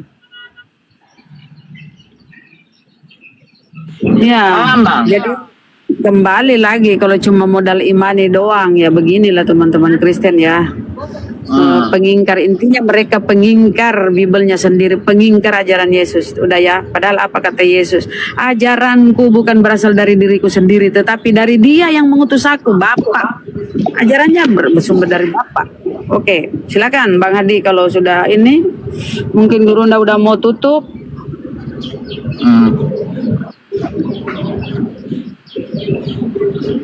Jadi gitu ya teman-teman ya. Mereka Kristen ini pengingkar, ngaku-ngakunya aja pengikut. Apa yang kau ikuti dari Yesus? Yesus itu meninggal, mati di kafani. Karena dia orang Yahudi. Orang Yahudi sampai sekarang itu. Orang Yahudi. Mau ketawa saya dengar alasan itu. Rival. Ya itu fakta, data di Mau Bible. apa alasan mau ketawa? Maksudnya Baik. ketawa gimana? Gini, tadi sebenarnya guru kalian si Juma udah saya katakan, kami mengikuti Yesus bukan lahiriahnya, tapi telah kok terus terjebak ke Kapani. Terus mana batinnya? Apanya? Ya, Bun, sebentar Bun, biarin. Apanya Batinnya yang diikutin kalau bukan lahiriahnya? Perintahnya, Bu. Rohnya. Perintahnya. Apa? Apa perintahnya? Coba tunjukin ke saya perintahnya yang kau ikutin apa? Perintahnya, dengar baik-baik. Sudah, Apa? perintahnya, Ya. kasihilah sesamamu manusia. Prat. Kasihilah. Tuhan aja kau bunuh, apalagi kasihilah. Kasihilah di mana? Di mana bacaannya kasihilah? Masa cuma satu itu doang yang kau ikutin? Yang lainnya apa? Perintah dia jadi baik, jadi makan, jangan makan yang haram, nggak ada itu. Disuruh bersunat, jangan menyembah berhala. Di mana disuruh bersunat, kawanku? Di mana? Aduh, Bun, bacainlah Bun, biar dia tahu. Kelihatannya level Anda jauh daripada Juma. Saya dengan Juma enak Oh, sekali. ya teranglah, dia guru saya. Gimana sih? Kau Kalian banding-bandingin saya? Belajar lagi dari Juma. Enggak masalah, justru dari Bang Zuma saya tahu. Kelihatannya masih Kristen jauh. bukan pengikut Yesus, Kristen pengikut Jalaknatullah Paulus. Silakan. Udahlah, kasihan. Paskan aja paskan. Mau ikut apa? Oh, Silakan. apa memang iya. Silakan. Paulus botak itu bapaknya aja kau nggak tahu siapa bapaknya. Siapa bapaknya Paulus? Siapa bapak Paulus? Bun, sebentar Bun. Katanya jangan kasih. Padahal Kristen tuh ajaran kasih menjajah kita 350 tahun. Kasih tuh. Nah itu dia. Ajaran kasih, sementara yang kau imani pembunuhan berdarah-darah. Tuhan anak manusia kau imani dibunuh, dipaku berdarah-darah. Kau imani sebagai keselamatan. Pembunuhan kau imani sebagai suatu karya keselamatan. Itu di mana akalmu itu, bro? Mana kasih di situ? Mana kasih? Berdarah-darah itu. Bullshit. Anda Kasih bisa apa saya di situ? terangkan? Anda bisa saya berikan penjelasan? Itu udah kenyang tuh. Anda Kasih. bisa Kristen tuh berikan menjajah saya waktu untuk 3,5 tahun, menjelaskan? 350 tahun. Bro, nggak usah kau jual kasih ya, nggak usah kau jual kasih. Kami mual, kami muntah. Ya, yang kau imani itu pembunuhan berdarah-darah. Tuhanmu disalib, dibunuh, dipaku, ditempeleng. Kasih tuh, masih konyol. Itu kau imani sebagai kasih. Enemu kiper lah kau. Kasih. Kok jadi kesetan? Iya toh. murid-murid Mana Juma kasihnya ini? itu? Mana kasihnya? Mana kasih di situ? Slow. Makanya kau jangan Slow, jual Mbak. kasih di sini. Slow. Atau kasih. sudah lapar nih, makan dulu. Makanya kau tahu diri, sadar diri. Kasih.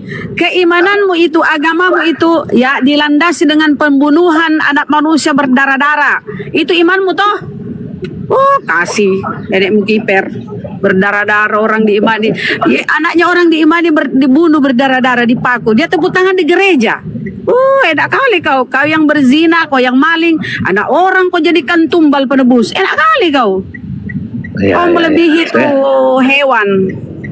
Hanya satu kalimat yang saya mau kutip dari kitab suci, bahwa pemberitaan tentang salib adalah kebodohan bagi mereka yang akan binasa. Titik. Iya, kau itu kebodohan. Apa kata Paulus di 1 Korintus 14:10? Kristus oten bodoh karena Kristus. Ya, kalian bodoh itu karena mengimani anak orang dipaku untuk Pemberitaan penebusan. tentang salib Coba pakai itu akal. kebodohan Coba pakai bagi akalmu. mereka. Makanya kau Masa, jangan seperti jual-jual Anda di ini. komal muslim kasih apaan? Gak ada kasih di Kan kalian. diskusi Mbakku. Kalian santai, kasih santai, penjajah. santai aja, santai. Nggak usah kesurupan. Santai aja. Buktikan bahwa Anda Tadi kau Muslim yang bilang baik. saya ketawa, kan kau bilang tadi saya ketawa. Kau ketawai kebodohanmu toh, banuhankan manusia yang keluar dari kelamin, itu kebodohan. Yang kau ketawain itu Astaga. dirimu. Astaga, ya Harus- memang fakta. Tuhan Bukan kan keluar begitu. dari kelamin.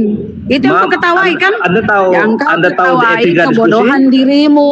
Enggak, maaf, saya ajari Coba. Anda dulu etika diskusi. Kelihatan Coba. Anda jauh dari Etika etika apa? diskusi. Etika apa? Makanya kau jangan jual-jual kasih, jangan kau ketawa-ketawa orang diskusi. Bukan. Saya hanya mau ngajari kalian etika diskusi yang baik dan sudah kami pertunjukkan dengan Alah, etika Alah, etika penjajah. Apa yang diajarin Kristen tentang etika? Mana ada? Izinkan Kalau ada saya. etika, nggak ada Kristen di penjara. Kalau ada etika, udahlah bullshit. Oke. Itu Ya, etika, udah. itu Kelihatannya- etika ya. kelihatannya Anda- Debater Karesteng itu setelah menghujat, itu etika. Setelah menghujat kabur DPO, itu etika.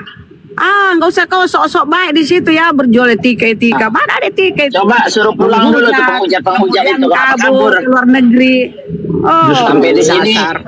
menista. Justru ketika apa? mereka Justru kabur, dengan iya tambah mereka baik. kabur, iya. Karena Justru mereka penakut. Karena mereka kabur, salah. Kalau mereka nggak salah, mereka nggak menampar kabur. wajah Islam di Indonesia. Maksudnya apa kalian malu? Udahlah, siapa menampar Islam tetap aja Kristen. Maksudnya kalian malu. Kalian mau memojokkan, tapi sebenarnya Kristen yang malu, Kristen di Amerika menolak tuh si Edi sama si ini. Sebentar lagi juga dipulangin. Tidak ada Kristen di Amerika menerima si Saifuddin. Saya di Amerika nih sekarang, saya jadi saksinya. Saya udah dapat silakan, informasi silakan. sebentar Anda lagi di juga Amerika, pulang. di Atlantik Kau Utara, ikutin silakan. aja orang DPO Enggak, gitu. enggak Kau peduli ikutin. saya. Nah, biar kau juga kena DPO. Ikutin aja, ikutin.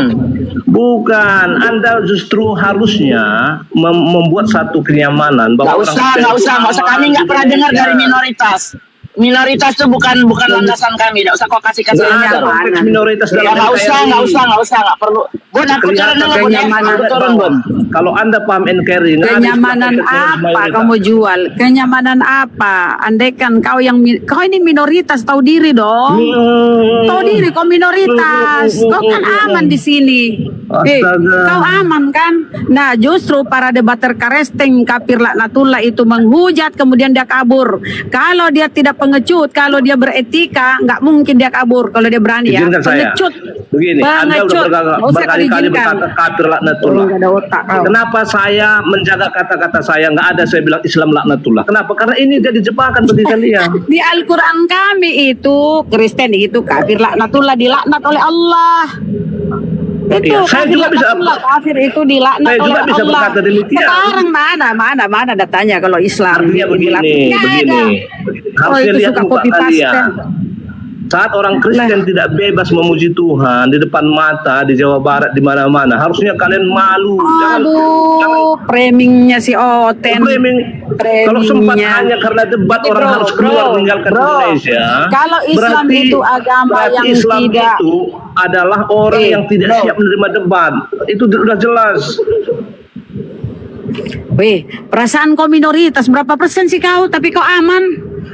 Kau aman. Kedudukanmu, hakmu di Indonesia sama dengan kami yang mayoritas. Kau ini, bagaimana mungkin kau mau menuntut pembangunan gereja sementara penduduknya di situ cuma 2 biji? Ingat loh, kalian itu beda denom. Kalian itu puluhan denom bahkan ribuan denom. Kalau setiap setiap denom mau membuat gereja, penduduknya Kristennya cuma 2 biji di situ, mau bikin gereja, itu namanya kok gila. Kok gila. Ada aturannya pemerintah. Harus 99 kepala penduduk yang beragama Kristen ya, kakak yang beragama Kristen baru bisa membangun gereja. Pasti kok ditolak. Kau ini kenapa Itu di Depok botol udah sih? keluar izinnya, wahai saudaraku. Ya kan cuma dua biji Di Karesteng. Depok udah ada izinnya. Masa kamu bang? Di situ apa? Banyak Dari Kristen, mana banyak mungkin Kristen. keluar izinnya kalau tidak memenuhi syarat? Betul. Guru Jujurlah, tutup aja jujur. di si kafir laknatullah. Tutup aja Guru Darung Ya Katin. silakan tutup. Saya juga tidak. Benar-benar Kau saudara juga Makanya, silakan kalau ajari saya lagi ada, beretika jangan nih kau kalau jual-jual ini. kasih. Kami muak kau jual-jual kasih. Muak aku dengarnya. Silakan Gurunda, kita tutup nih. Kasih. Tutup aja, tutup. Tidak ada perintahannya. Tidak disuruh bergereja, dia sendiri buat gerejain. Buat gereja. Aku ngaku pengikut Yesus. Dia maling, dia perkosa orang, Tuhan yang turun nebus. Nggak ada otak kalian. Diskusi kesimpulan itu setelah kita diskusi Anda harus tanya dulu seperti Juma tadi. Anda kenapa begini? Anda kenapa begini? Bukan langsung apa kesimpulan. ditanya? Kan nggak mungkin Kita sudah tahu di isi kepala Muhammad Nabi palsu kita tahu dogma contohnya. doktrin. Mana Tahu mungkin kita itu, Bang. seperti itu sebelum saya tanya kenapa Anda sebut Muhammad itu adalah Rasul. Nanti pada akhir kesimpulan Ya saya karena tetap ada di menyimpulkan. Al-Quran. Ada di Al-Quran kami konfirmasi dari Allah bahwa Nabi Muhammad adalah Rasul. Baca tuh di Anbiya. Muhammad Rasulullah. Ada tertulis. Nah sekarang si Paulus itu, siapa si Paulus itu? Si Paulus itu. Jangan-jangan Paulus ini ada jin. Gak jelas siapa orang tuanya. Coba, jangan-jangan si Paulus anak jin loh. Itu Oke. Rasulmu itu. Kalau Nggak saya ada bilang konfirmasi dari kalau Tuhan. saya bilang jangan-jangan Muhammad ini anak dengar bla dulu bla biar bla. kau pinter. Dengar dulu. Kalau saya bilang kalau Paulus itu jangan-jangan tidak Muhammad ada ini anak bla bla konfirmasi bla dari gitu. Tuhan di Bible. Bukan Bahwa gitu siapa diskusi, dia, kawan. apanya Rasul, siapa yang ngangkat dia jadi Rasul. Anda jauh dia dari anak etika jin. diskusi. Nggak jelas orang tuanya itu si Paulus. Anda Kau jauh dari disesatkan. etika diskusi. Ajaran Paulus itu dari Kristus palsu. Ya kau inilah buahnya. Anda jauh Karena dari setengah etika miliar diskusi. di dalam buahnya. Saya nggak usah kau ke nabiku ya, nggak usah kau ke nabiku ya. Pelajari dulu, cari tahu siapa itu si Paulus. Gelap gulita, nggak Saya tahu jelas. sedikit Jangan-jangan ada dia, disinggung jangan-jangan Nabi dia anak Muhammad. tuyul, Anda pasti anak kebakaran jin. jenggot. Saya tahu itu. Cari tahu. Terus Anda bilang, cari tahu dulu. ngapain pergi ke luar Sebelum negeri? kau bertanya tentang nabiku, Dikit Oten. aja kami bicara Sebelum tentang kau agama bertanya, kalian. dengar Kalian dulu berdua- Oten. Sebelum kau bertanya tentang Rasulullah nabiku, pelajari dulu siapa si Paulus. Jangan-jangan dia anak tuyul, anak jin. Jin apa itu ya? Jin Ifrit. Wow, jangan-jangan cari tahu siapa itu si Paulus. Kalau Nabi Muhammad, coba baca di Sirah Nabawiyah, lengkap tuh sejarah hidupnya dari dia lahir sampai dia wafat. Kalau si Paulus, Jangan-jangan ya, jangan-jangan. Iya, buktinya nggak ada biodatanya. Pegangan Islam ini siapa? Apa sih? Apakah Quran? Apakah Tanya. Kasih lihat. Ngomong siapa orang tuanya putus. Jangan. Udah. Tutup aja Gurunda. Tahu rasa kau ya, Oten.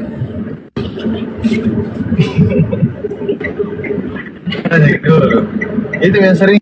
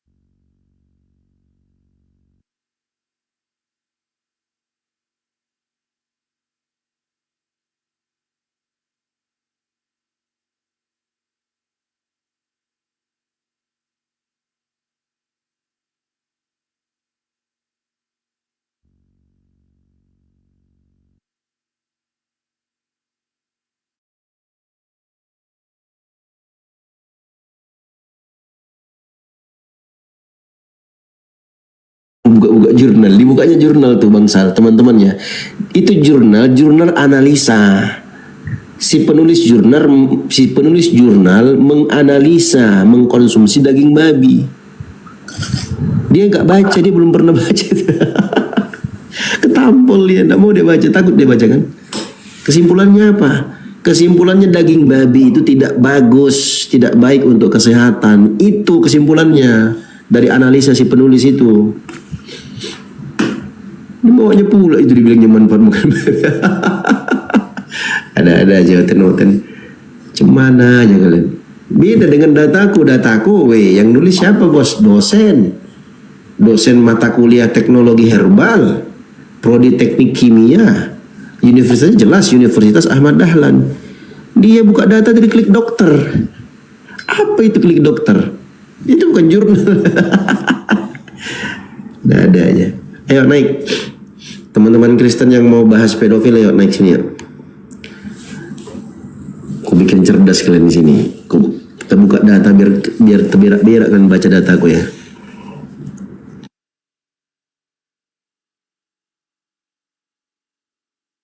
Paulus dosen juga. Aku enggak tahu tuh Bang Mixer.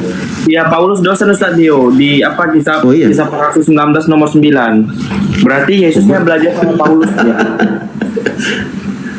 Duh, ngeri kali Wah.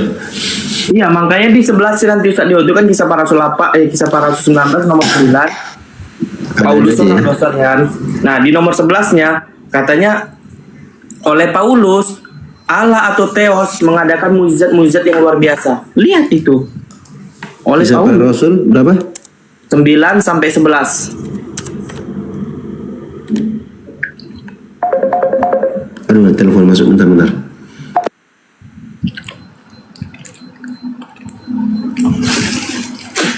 Mungkin dosen matematika ya apa Paulus di sana. Kalau enggak dosen apa ya, ngobrak-ngabrek kayaknya.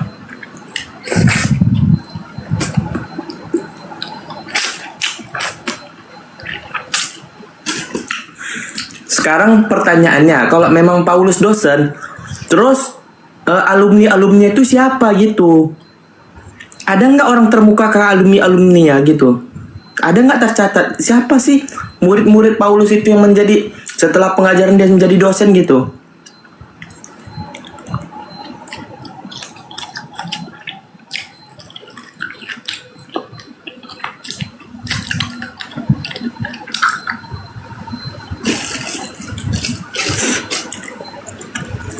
Alumni iblis, wih.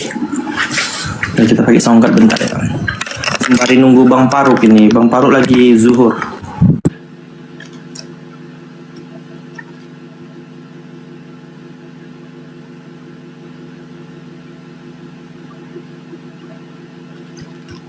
Tadi kan murid-murid etis tadi itu, ternak-ternak etis, wajar aja. Pembahasannya ke sana terus, ada aja.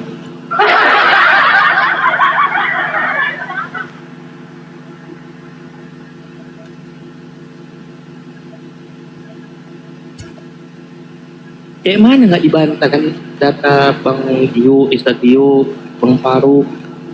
Data Tuhannya aja menyatakan kamu nggak boleh begini, kamu nggak boleh begitu, karena begini, karena begitu, memang begini, memang begitu. Dibantah teman-teman ya.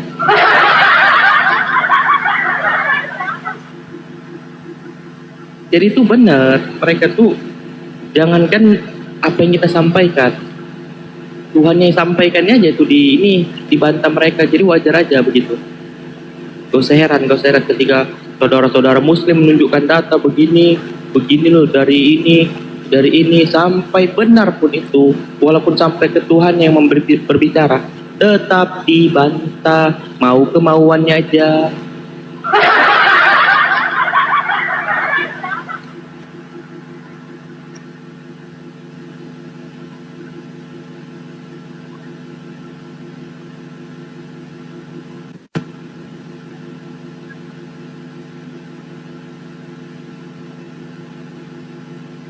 Belum ada satu didapatkan kan bahwasannya murid-murid Paulus itu yang tamat dari lulusan apa namanya, kampus apa sih teman-teman, coba tapping kampus apa tuh, kampus Paulus tuh.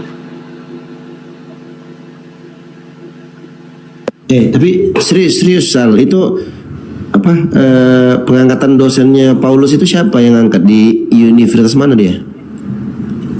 Itu katanya di ini. Tengok tuh, bukan diperhatikan teman-teman. Bentar buka Ustaz itu. Kok di UGM anjir? Kok gitu?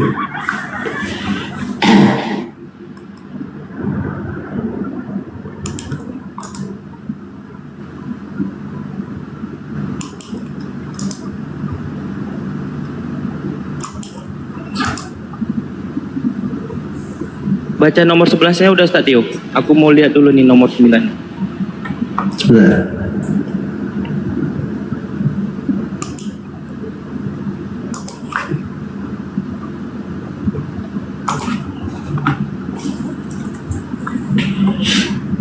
KPR 911 ya? Iya. 19 11. Enggak, kisah para rasul nomor berapa? Kita para rasul 19 nomor 11. Tadi kan nomor 9 tuh yang dia ini, yang dia jadi dosa. Nomor 11-nya dia memerintahkan ini Theos atau Allah. Kan kalau Yesus kan dapat mujizat itu bisa melakukan mujizat oleh Allah kan atau Theos. Nah, Theosnya itu atau Allah itu bisa melakukan mujizat oleh Paulus.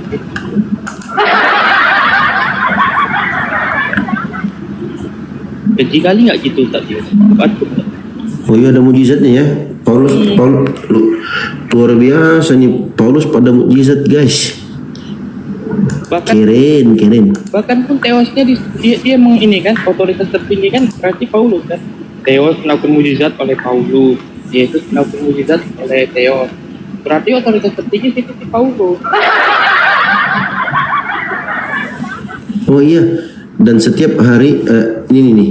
Karena itu Paulus meninggalkan mereka dan memisahkan murid-muridnya dari mereka. Dan setiap hari berbicara di ruang kuliah Tiranus. Oh, ruang kuliah Tiranus. Tapi nggak ada disebut jadi dosen. Lagi ada boleh Tio. Kan ruang Oh, lanjut. Iya, ruang 9-10 ya. Sebentar, 9-10. 10-nya.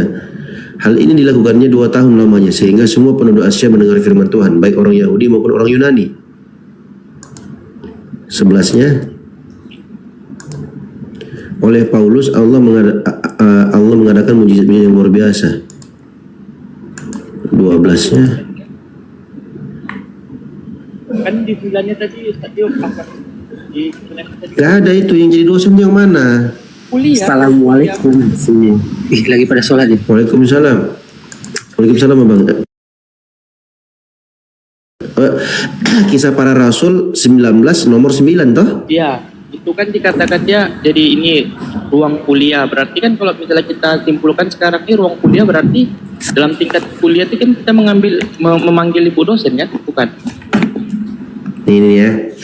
Tetapi ada beberapa orang yang tegar hatinya. Mereka tidak mau diyakinkan, malahan mengumpat jalan Tuhan di depan orang banyak. Karena itu Paulus meninggalkan mereka dan memisahkan murid-muridnya dari mereka. Dan setiap hari berbicara di ruang kuliah Tiranus. Nah, Gak ada di dosen itu. di ruang kuliahnya Ustaz Tio. Kan kalau kuliah Dan setiap hari berbicara di ruang kuliah Tiranus. pengambilan gini mungkin Ustaz Tio. Kalau dalam pengajar SD SMP dibilang guru kan. Nah, kalau di dalam mata kuliah tingkatan kuliah kan disebut dosen gitu. Enggak gitu Ustaz Tio. Apa kalau salah mereka? Enggak mungkin, siapa tahu dia tukang sapu terus dia ngomong sendiri di ruang kuliah.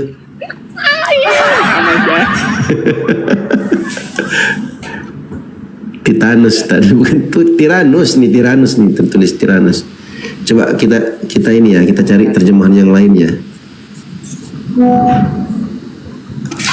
Berkah selalu Bang Momar. Tuh kan benar kan? Tuh.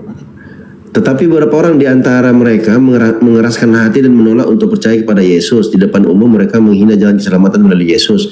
Oleh karena itu Paulus meninggalkan rumah pertemuan tersebut dan mengajak orang-orang yang percaya untuk memisahkan diri dari mereka yang tidak percaya kepada Yesus.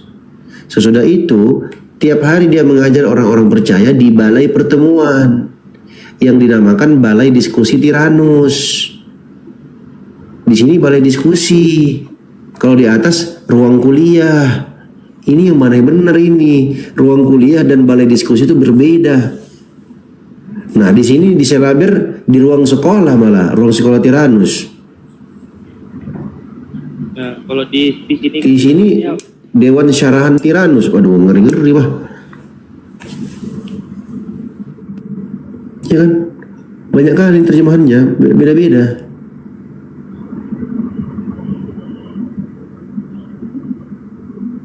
Tempat belajar, nih tempat belajar. Kalau di sini sekolah, nih sekolah, nih sekolah. penguasa Ustaz Tio. Coba buka di Tiranus. Ini tempat belajar, ya kan? Sekolah. Ini midras, nih midras. Tempat belajar. Tadi kita cek semua di ini kan. Ini juga tempat belajar, kan? Ini midras. Ini dalam Tiranus punya sekolah. Ini gedung perguruan Tiranus. Nah, ini boleh lah ini. Ini dalam terjemahan ini gedung perguruan. Ya, mungkin kayak kampus gitu. Tapi aku curiganya dia bukan bagian dari kampus. Kayaknya dia tukang sapu atau apa gitu kan. Atau dia lagi ngecat atau lagi tukang kayu atau apalah gitu. Kan kemarin Sambil dia bicara sendiri. disepakati sama Ustadz Yusuf. Nah, oke, nggak apa-apa, dia tuh berdasarkan daripada ruang kuliah menjadi dosen. Ditanya Ustadz Yusuf, itu kalau memang dia jadi dosen, kuliahnya di mana, kampusnya apa katanya? Tiranus. Nah, mana tempatnya pertama kali? Kan kita tahu bahwasannya universitas pertama kali itu ada di ini kan, orang Islam membuatkan di Fatima kan, di mana, di Turki ya? Di Maroko kan? Satyo ya, universitas pertama kali ada kan, yang itu pemiliknya adalah Fatima dari umat Islam kan, begitu. Nah, dia nggak mau kalah, maunya si Paulus katanya gitu. Ditanya, Ya kalau aku setelah aku baca semua di sini, semua versi terjemahan teman-teman, ini ada ruang kuliah, sekolah dan segala macamnya. Tapi nggak disebut dia dosen. Dia cuman berbicara. Bersamanya dia berbicara kalau di TB ini terjemahan baru 1974, dan setiap hari berbicara di ruang kuliah Tiranus. Nah, berbicara di ruang kuliah, ya di ruang kuliah itu kan yang paling identik ya dosen sama mahasiswa, ya kan? Nah, kalau di AYT di sekolah Tiranus berarti antara siswa dan guru. Ya anggaplah dosen, ya kan? Tapi jauh sekali sih kalau dikatakan Paulus itu dosen. Kalaupun dosen, ini terjemahannya ini bermasalah. Inilah teman-temannya yang dikatakan oleh Bang Faruk tadi, karena tidak disandingkan dengan teks. Coba kita coba cek teks aslinya teman-teman. Bentar. Teks asli ruang kuliah ya.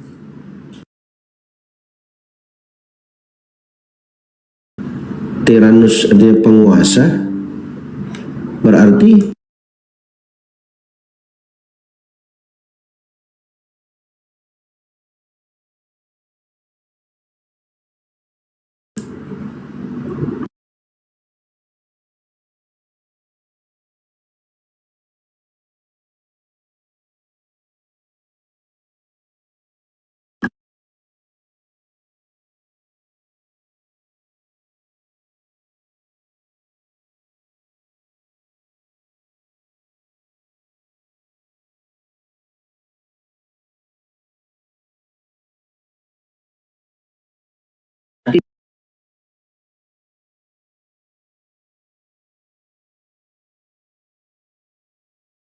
dia cuman pengkomentar, bukan pengajar. Tapi kan gelar kan pengajar, nggak mungkin itu, pasti dia dosen.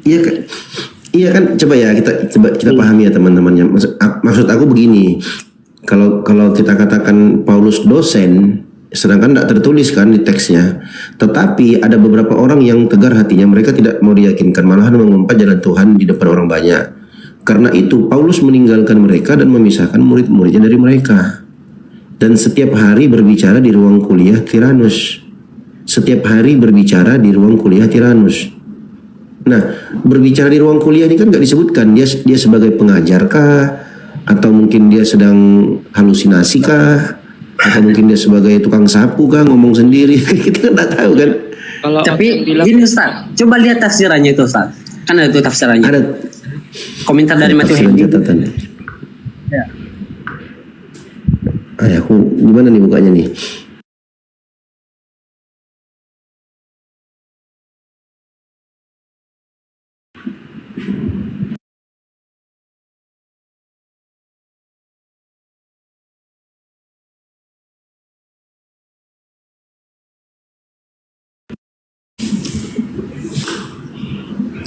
Kisah para Rasul 9 ya tadi ya? 19. Gak apa-apa teman-teman, kita biar ini supaya tafsiran itu kita tentang bagaimana posisi dari kelompok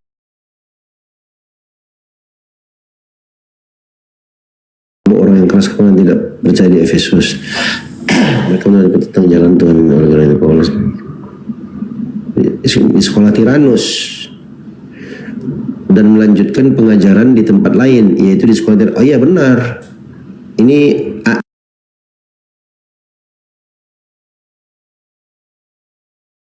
iya, coba kita lihat tafsiran ini ya. Kalau di sini Ustaz Tio, kalau catatannya survive Ustaz Tio. Nah dikatakan sini Kenapa? dalam Injil Lukas mencatat dalam Injil karangannya Lukas mencatat segala sesuatu yang dikerjakan dan diajarkan. Ini tadi. Sebentar. Aku penasaran teman-teman, kan takutnya kita ini kan dituduh apa? Ini ada tafsirannya. Ya takutnya kita dituduh framing. Tetapi ketika ini banyak orang itu menjadi sebab Muslim tetap mengerjakan Al-Quran yang digunakan Rasul. Yang lain semakin mengeraskan hati dan ingin sebentar menjadi aroma kematian bagi orang lain. Tapi berkata aja banyak versi kerajaan kepada menyebabkan di depan banyak orang bersepakat Muhammad di orang ini. Semuanya jahat tentangnya. Aduh, Bang Andi, ini noise Bang Andi. Misalkan barang-barang mengatakan selama 3 bulan itu telah berarti memiliki bisa mereka meningkatkan pergaulan. Misalnya mereka terlihat orang yang berdapat setiap hari membantu mendengarkan berdapat setiap hari sekolah. Salah satu tiranya yang dibangun olehnya dan dengan demikian dengan namanya atau yang demikian serang dengan nama ini. Dan Presiden menjelaskan namanya adalah Tiranus, meskipun oleh yang lain dianggap sebagai istilah umum dan muncul sponsor Rasul mengajarkan ia mengajar dan di rumahnya ia mengajar kata tirani sebelumnya digunakan untuk raja, pangeran atau bangsawan atau begitu biasa menjembatkan di rumah tinggal salah satu orang besar. Nah ya tadi kan besar yang menjadi teman-temannya di kisah 1931 dan demikian juga versi Ethiopia dan ia mengajar setiap hari depan pengadilan dan para iya benar tidak mengajar berarti pengajar dia. Dosen berarti dong. Berarti dosen betul guru atau dosen. Beberapa selanjutnya disebutkan seorang filsuf yang bernama Tiranion yang disebut demikian karena mengganggu dan mengusahakan mereka dibesarkan sekolah yang terus selama itu di bawah Universitas Diocletianus. Wah, ada namaku juga di sini ya. Dan yang lain namanya Tiranas Uskup Antioquia Syarian Kono Beza dan salah satu Stephen mendapatkan dari jam sekarang menghabiskan 5 jam. Ya, ya berarti Paulus mengajar bisa dikatakan guru atau dosen. Iya betul. Tapi kan ini penulisnya Lukas kan. Tapi latar belakangnya kitab para rasul seperti hal Injil Lukas dialamatkan kepada seorang yang bernama Theophilus. Nah, kitab para rasul 1 sekalipun nama pengarangnya tidak disebutkan. Nih, yang mengarang ini nggak disebutkan. Ini berarti kitab karangan. Itu masuk ke survive-nya, ini ada survive. Dalam Injil karangannya, Lukas mencatat segala sesuatu yang dikerjakan. Karangan lagi kan. Iya betul, berarti benar ya teman-teman ya. Jadi dan setiap hari berbicara di ruang kuliah Tiranus, berarti dia sebagai pembicara, sebagai pengajar. Ya mungkin kalau ruang kuliah, pengajar di ruang kuliah Tiranus berarti dosen. Ya benar berarti. Oke, fix. Oke, thank you. Mantap. Tapi Datang. problemnya nih, Ustaz, bisa jadi nih dia jurusan pasti teologi kan? Nah itu dia, aku khawatirnya dia jurusan sabung ayam. Itulah blundernya nanti. Sementara para rasul Satio di kisah para rasul 18-17 dia itu dikatakan apa? Pemberita pembawa ajaran-ajaran sesat, pembawa ajaran-ajaran dewa. Nah, orang-orang di Athena itu mengatakan Bang Sal, suaramu kecil Sal. oh ini. Nah, di kisah para rasul 18-17 Kan di sini kan nggak tertulis dosen dan setiap hari berbicara di ruang kuliah Tiranus. Nah makanya aku tuh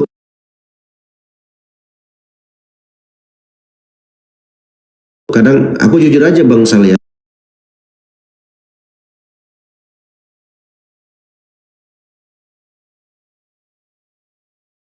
Aku teman-teman ya, kalau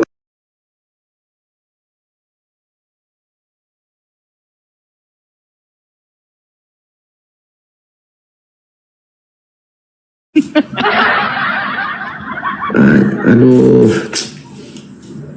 ini Anda buka ya di kisah para rasul 18-17 ya. Di sini dikatakan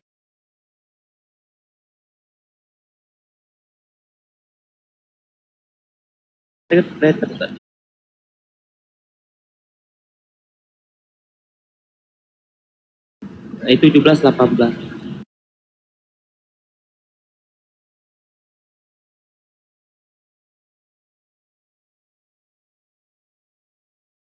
Di sini kan dia dikatakan letter.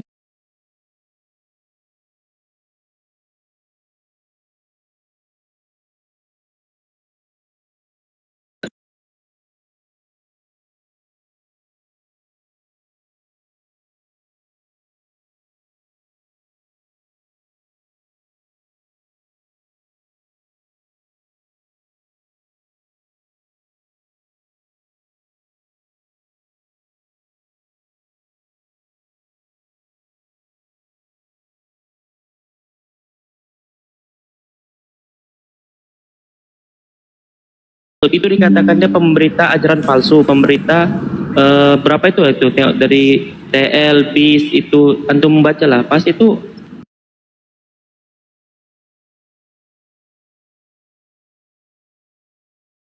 kalau dikatakan di atasnya kan